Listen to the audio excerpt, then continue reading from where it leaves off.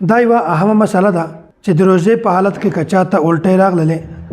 آیا د دغه سړي د الټۍ په وجه باندې روژه ماتیږي او که نه.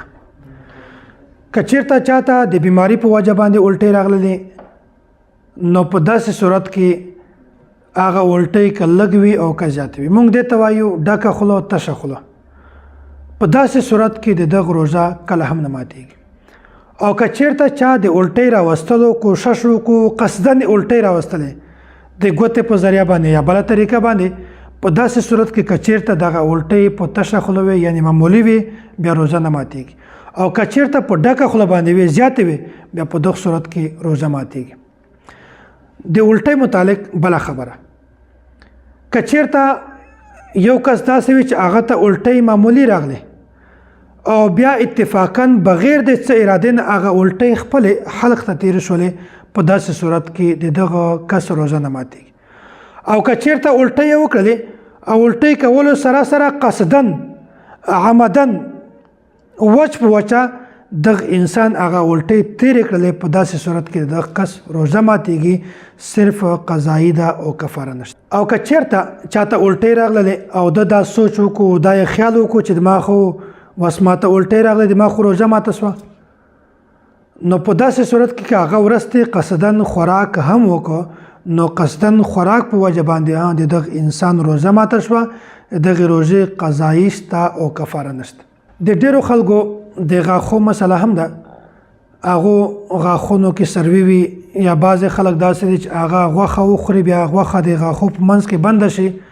یا روټۍ پکې ایساره شي نو که بیا دی د ژبې په مدد سره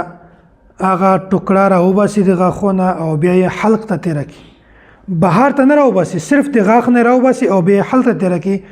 نو ګورئ که چېرته دغه د چڼې د دال برابره وي یا په هغه نه غټه وي بیا خو روژه ماتیږي. او که چېرته بالکل معمولي حصه وي چې هغه چڼې دانې نه بالکل کمه وي بیا روژه نه ماتي.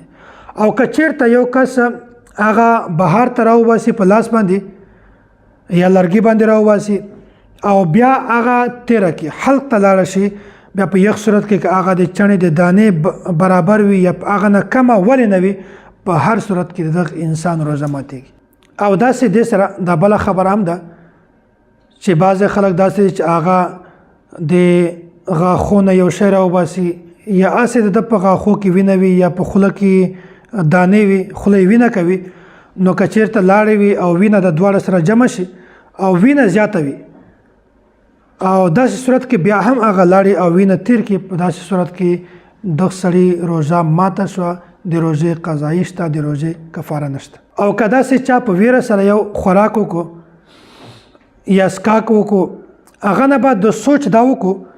چې د ما خو روژه ماته شوله او بیا هغه نه بعد د قصدن خوراک وکړو یا سکاک وکړو نو په داسې صورت کې هم د ده روژه فاسده شوه د ده روژه ماته شوه صرف د روژې قضایي شته کفاره نشته.